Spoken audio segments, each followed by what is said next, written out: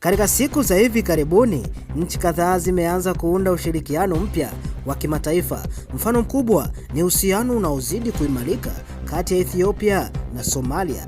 Hii si kawaida kwa sababu zamani kulikuwa na mvutano mkubwa kati ya mataifa haya. Sasa wanashirikiana kiuchumi na kisiasa. Wakati huo huo, Marekani na Irani zinaonekana kuingia kwenye mazungumzo ya tahadhari.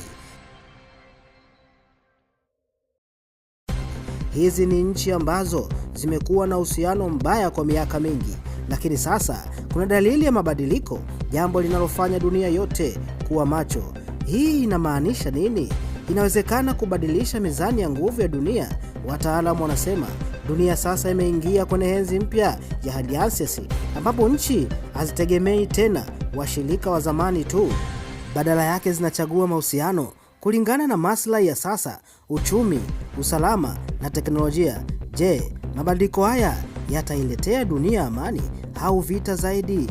Andika maoni yako hapo chini. Usisahau kusubscribe, kulike na kucomment Ndui TV. Nami mtangazaji wako naitwa John Kanemile JK.